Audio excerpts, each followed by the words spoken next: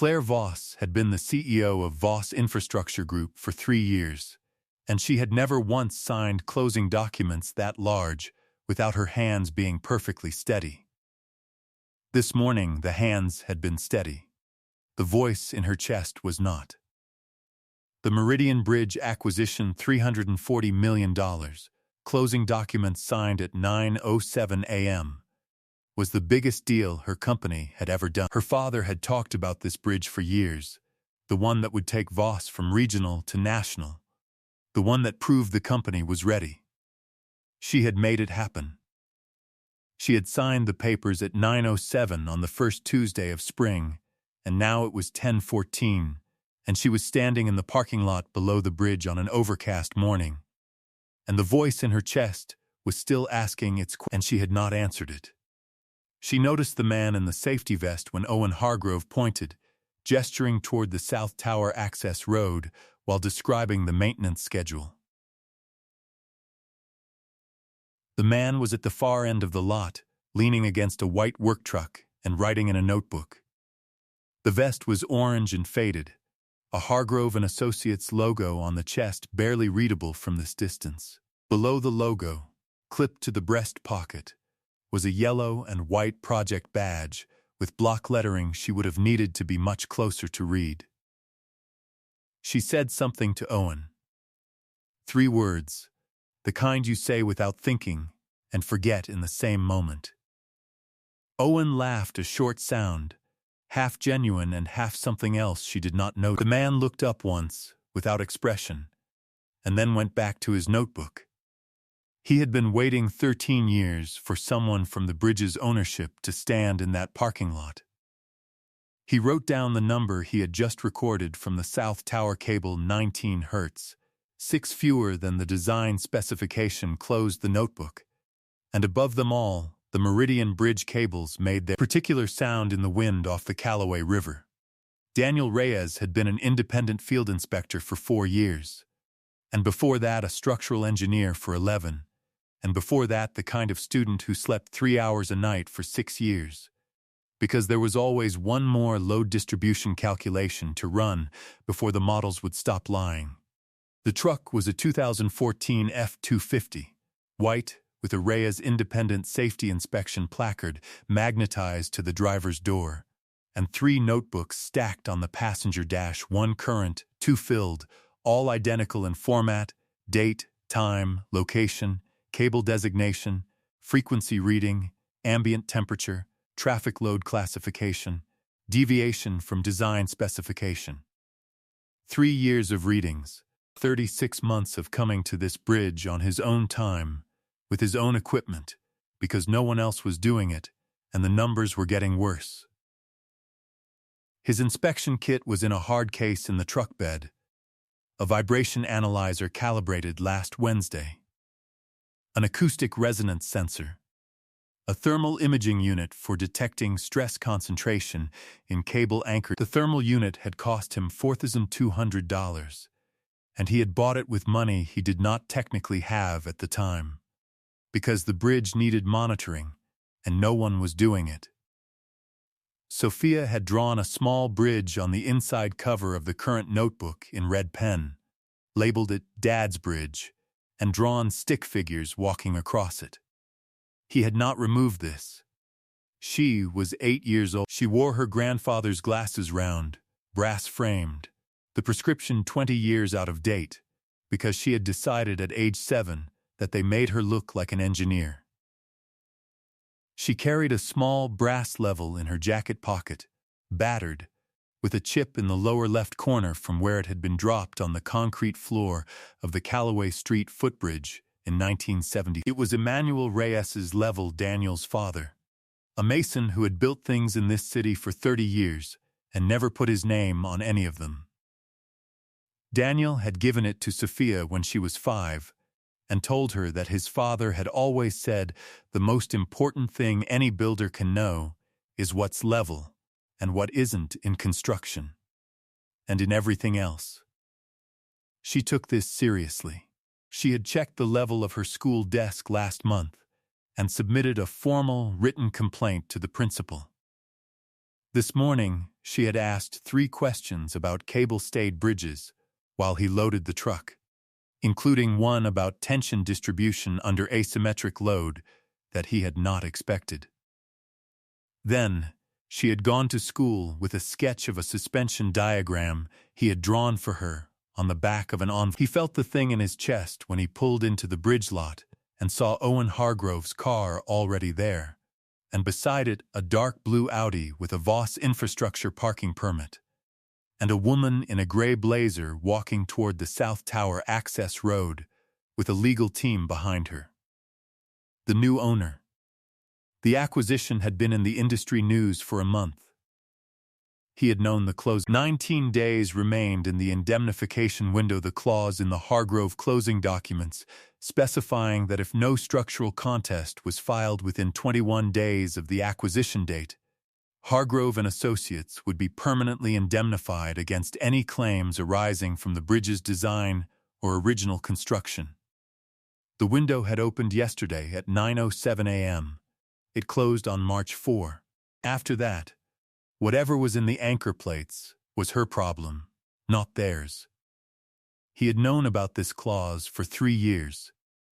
He had been preparing for this moment for 3 years. He opened the truck door, took the notebook from the dash, and walked toward the South Tower. 300 miles north in Reno, the woman in the gray blazer had acquired a $340 million bridge at 9:07 that morning and had not felt anything resembling pride. Claire ran Voss infrastructure the way her father had run it, carefully, with documentation, with the awareness that the thing she was protecting was not just capital but the name above the door. Her father had given her that name when his health made the decision for both of them. She had been running the company since 34. She was very good at it. She had not noted that the structural certification documents were 47 pages, because she had not known they should have been 52. The voice in her chest asked its question again, standing below the bridge she had just bought. She had still not answered it. At 10:22 a.m., on the South Tower service road of the Meridian Bridge, Claire stopped walking and looked at the man in the orange vest. She had already catalogued him quickly and unconsciously. His hands, calloused, a specific ink stain on the right index finger consistent with technical drafting. His truck, the Reyes Independent Safety Inspection placard on the door. His vest, faded orange. The Hargrove and Associates logo barely visible on the chest. She registered this, without pausing on it and below it. A yellow and white project badge clipped to the breast pocket. She filed him. Field crew. Adjacent inspection. Background: Daniel was at the base of the South Tower with one palm flat against the cable housing and his notebook open in the other hand. He was not looking at. He pressed his palm more firmly against the housing, tilted his head slightly, and said to the air, to no one specifically, the way you report a reading to the air south quarter span, 19 Hertz this morning. Was 20.4 in October. He wrote something. Design specification is 25. She stopped walking.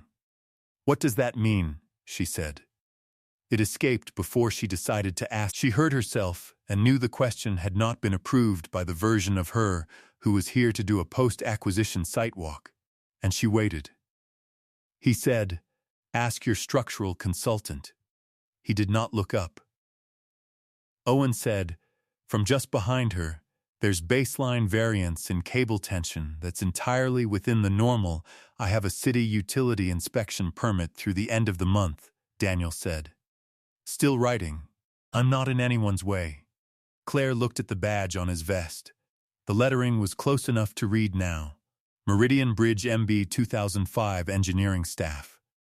Something in the back of her thinking shifted, not urgently, not yet, the way a distant sound shifts from background to foreground before you've consciously decided to listen. She wanted him moved. He had every legal right to be there, and he knew it, and she knew he knew it. What she was left with was a man standing at her bridge with his palm on the cable housing and a notebook full of numbers, and a question she had asked aloud that he had not answered. "How long has it been reading 19?" she said. He said, "Longer than it should have been."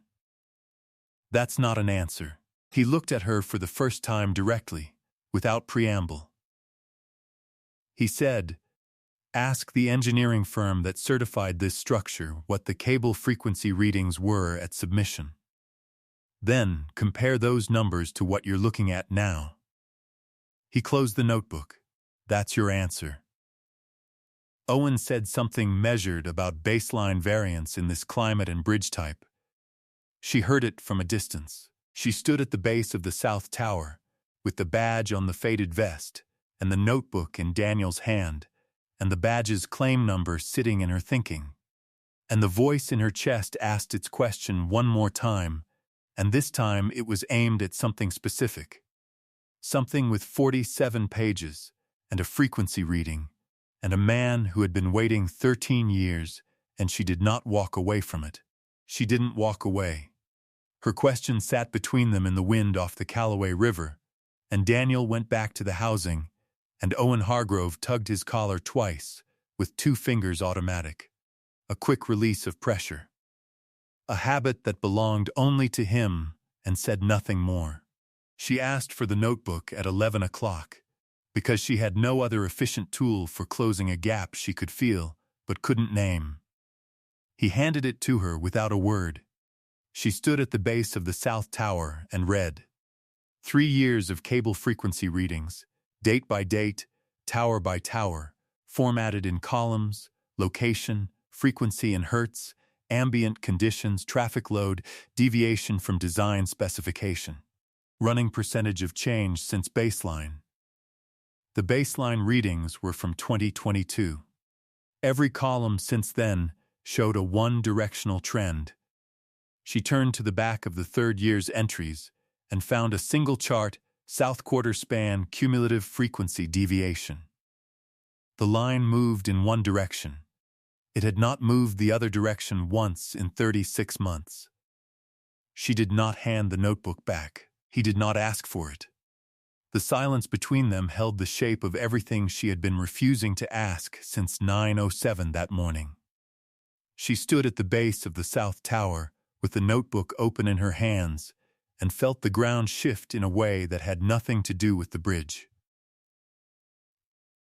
At 11:31 a.m., a small person came through the South Tower gate wearing round brass-framed glasses with no prescription and carrying a brass level in one jacket pocket. She walked with the directness of someone who knows exactly where she is going and has already decided everyone else will adjust. She was 8 years old. She looked at the woman holding her father's notebook. She stopped. "Are you the one who bought the bridge?" she said. Before Claire could answer, Dad says whoever bought it should really read that notebook. She took the level from her pocket and set it on the service walkway railing, checked the bubble, and looked up. "It's level," she said. "The railing, I mean." A pause. "Is the bridge?" She was asking this with complete seriousness. Claire said, "I'm the CEO of Voss Infrastructure. We completed the acquisition this morning."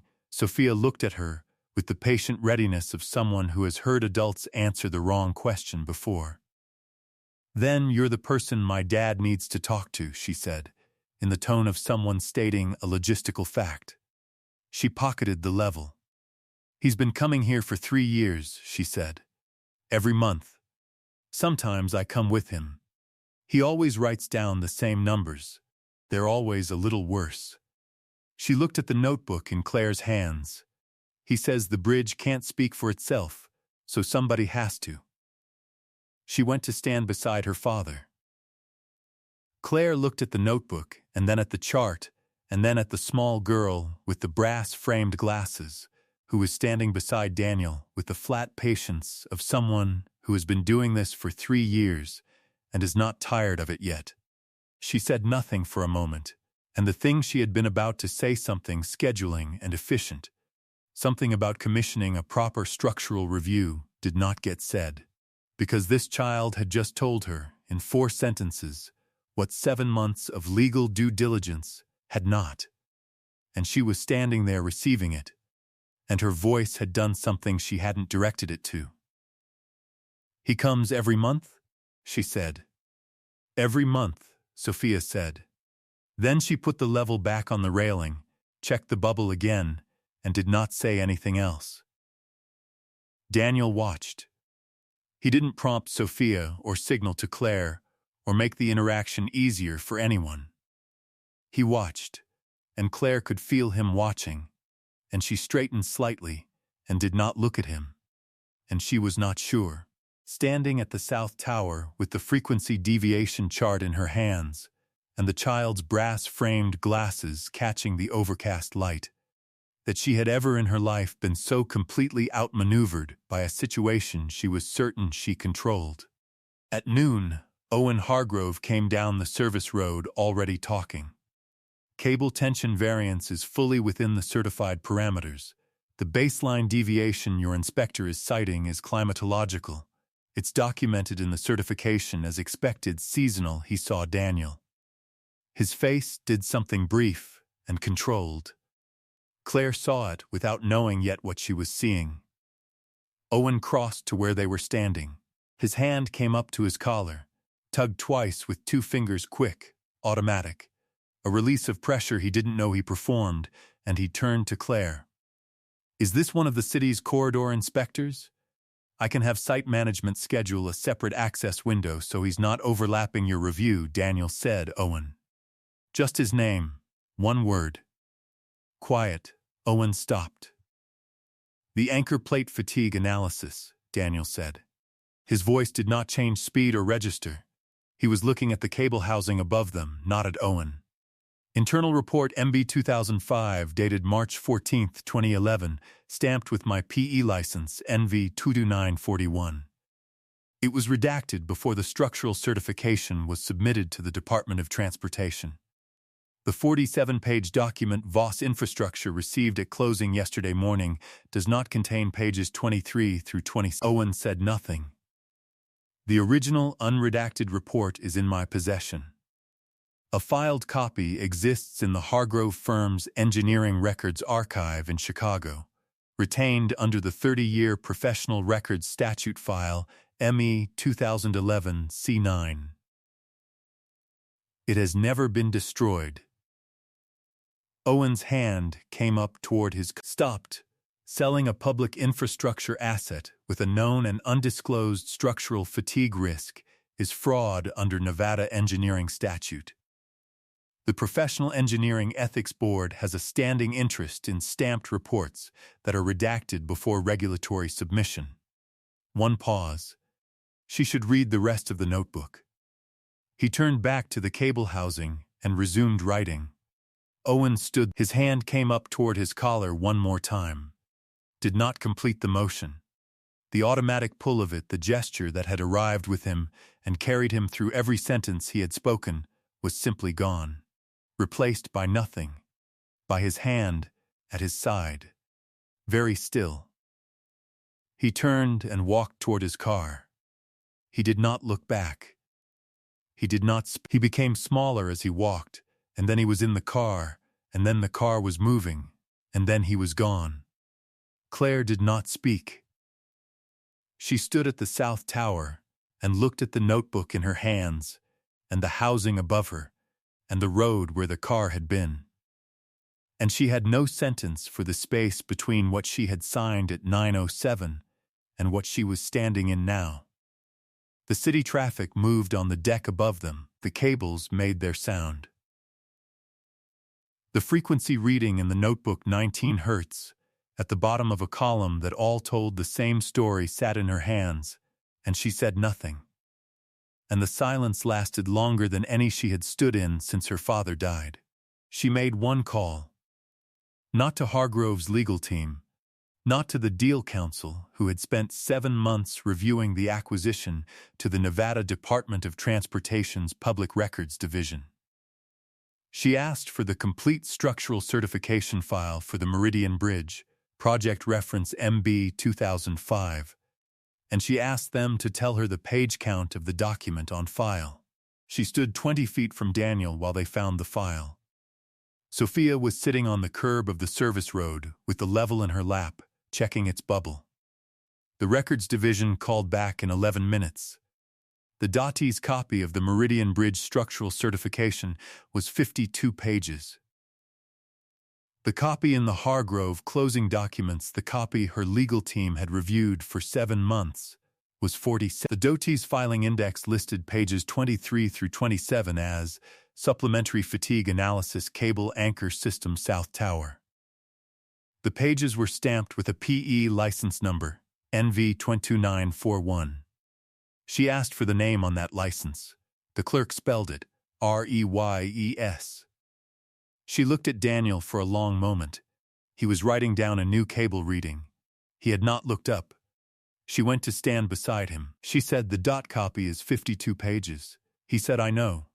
She said, "Pages 23 through 27 are yours." He said, "March 2011. Yes, he took her to the South Tower pedestrian catwalk, the maintenance walkway, running along the inside of the tower, directly adjacent to the cable anchor housings. The anchor plates were there, steel, gray, bolted to the tower in a 12-point pattern. Exactly as he had drawn them in 2011, slightly different from how they should have been. The difference was in the weld joints at the plate boundary. You could see it if you knew what you were looking for. "Touch the housing," he said. She did. The vibration came through her palm, not dramatic, not alarming, just present. A low, continuous tremor, finer than she expected. "That's 19 hertz," he said. "When I first installed the monitoring on this tower during construction in 2007, the reading was 25.3. The weld joint at the primary anchor plate on the south face is fatiguing. It has been fatiguing since before this bridge opened. My 2011 analysis estimated it would reach critical load threshold within 15 to 20 years under the projected average daily traffic. The bridge has been open 13 years. The actual daily traffic load has run 11% above my 2011 projection." He said it the way he said everything, flatly, without performance, the way a structural engineer states facts to a colleague who is capable of understanding them. The information was in the facts. The facts were enough. She took her hand off the housing. He said, "I left the firm 2 weeks after I filed that report. I tried to submit it independently to 3 regulatory agencies over 5 years. Hargrove's legal team blocked it each time under the engineering confidentiality provisions covering proprietary firm documents. I've been monitoring the bridge on my own time since 2022 because I couldn't stop and I didn't know what else to do." He looked at the anchor plate. "When the acquisition was announced, I thought if the new owner knows, maybe the new owner does something." She said, "You designed this bridge." He said, "Every cable, every load calculation, every anchor plate." He looked at the one directly in front of them, including this one. She had him completely wrong from the first moment. She understood, standing on the catwalk, with the low tremor of 19 hertz still in her palm. And she did not look away from the anchor plate, and neither did he. And the wind moved through the tower structure, and the bridge made its sound. And the sound was both wrong, and something she now knew how to hear. Owen filed the injunction at 8:18 the following morning. The filing claimed that Daniel Reyes's frequency monitoring data had been obtained through unauthorized access to Hargrove and Associates' proprietary engineering specifications, technical parameters, that could only be meaningfully evaluated with reference to the original design documents, which remained the intellectual property of the firm. The filing sought a temporary restraining order barring Daniel from sharing any notebook data with Voss Infrastructure, any regulatory body, or any media outlet. At 9:04 a.m., Owen called Claire. He said the indemnification clause was clear. Contesting the structural certification at this stage would trigger a provision voiding the concession agreement entirely, which meant losing the acquisition price and the bridge. He said the sensible approach was a quiet internal repair, handled within the normal maintenance budget, disclosed to no one. He said this in a measured voice that had gotten very quiet before he started. She said, "I'll call you back." She called Daniel. He said, "I submitted the 2011 report to the Professional Engineering Ethics Board this morning. The PE disclosure provision allows an engineer to report a known public safety risk regardless of confidentiality agreements. I sent a copy to the State Infrastructure Safety Ombudsman an hour ago." A pause. "The public safety notification to the duty is yours to file." She said, "I know." At 10:15 a.m., Voss Infrastructure submitted a formal public safety notification to the Nevada Department of Transportation, signed by Claire as controlling officer, attaching Daniel's 36 months of frequency monitoring data and requesting an emergency structural review under Nevada Highway Code. She filed it over her own legal team's objections, because they were objecting about the concession agreement, and she was thinking about 14 million vehicles per year, and a tremor at 19 hertz she could still feel in her palm. The DOT issued a temporary weight restriction on the Meridian Bridge at 1:47 p.m., pending emergency structural review. The restriction took effect at 3:00 p.m. The Professional Engineering Ethics Board suspended Owen Hargrove's engineering license at 4:33 p.m., pending investigation of the redacted certification filing, and notified the Federal Infrastructure Contracting Office that Hargrove and Associates' eligibility for public contracts was under review. At 4:51 p.m., Owen called Claire again. He said, "You're going to lose the bridge. Everything you paid for it." She said, "What I paid for was a bridge with a structural problem someone buried 13 years. I'll deal with the bridge." He said, "The indemnification clause." She said, "Talk to my attorneys." She hung up. He did not call again. At 5:08 p.m., a court order issued at Voss Infrastructure's request suspended the indemnification clause pending the outcome of the DOT's emergency structural review and the Ethics Board investigation. The 19-day clock stopped. The audience of 14 million annual drivers did not know this had happened. The bridge did. Daniel was outside the South Tower when the confirmation arrived on his phone. He read it. He put the phone in his shirt pocket. He looked at the bridge, the deck, the cables, the South Tower housing directly above him, and stood there without moving for a long time. She came to stand beside him a few minutes later, without calling ahead. When he turned and she looked at his face, what she saw was not relief exactly, and it was not triumph.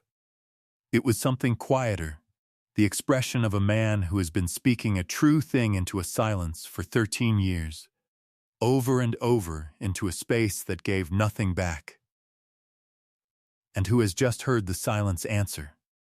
1 year later, Sophia stood on the Meridian Bridge pedestrian walkway at the South Tower access point, wearing her grandfather's brass-framed glasses and holding the level against the newly installed anchor plate housing. The bubble sat centered.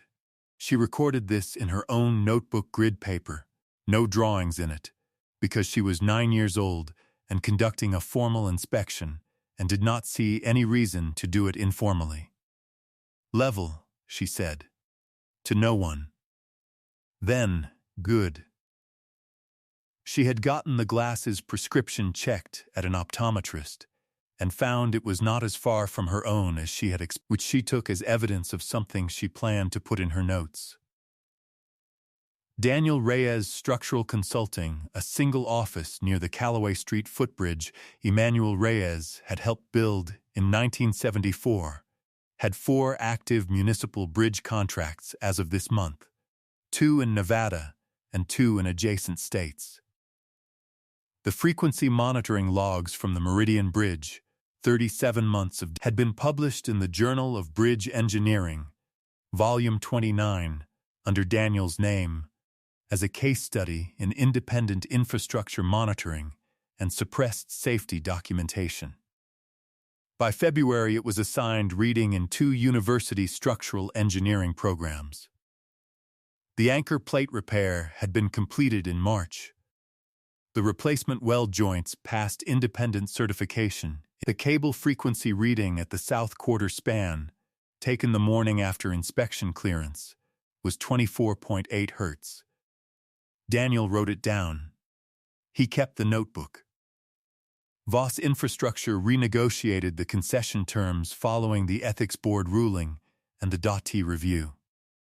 The final settlement recovered $91 million of the purchase. Claire signed the new agreement and sat in her car for a few minutes before driving home, the way she did after the hard ones.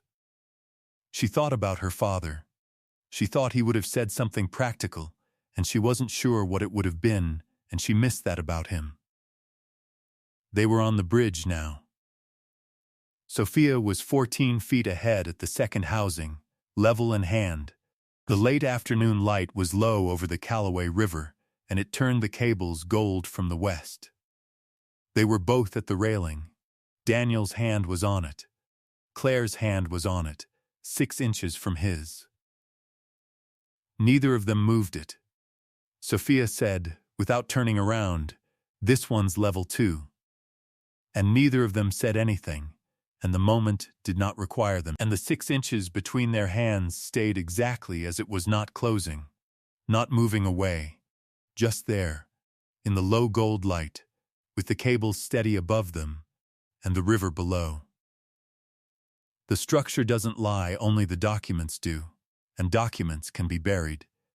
But steel speaks to anyone who knows how to listen. She came to that parking lot, believing the acquisition was finished, and the paperwork was clean, and the man in the faded vest was background. She left understanding that the most important information about what she had just bought had been standing in that lot all along. In a worn orange vest, writing in a notebook, waiting for someone to stop walking long enough to hear a bridge trying to share this with someone who needs to be reminded that doing the right thing quietly and over a long time still counts. Subscribe for more stories like this one. And tell us in the comments if you discovered that the thing your company just paid $340 million for had a flaw the seller knew about and buried, and the only person who could prove it was the man you laughed at in a parking lot.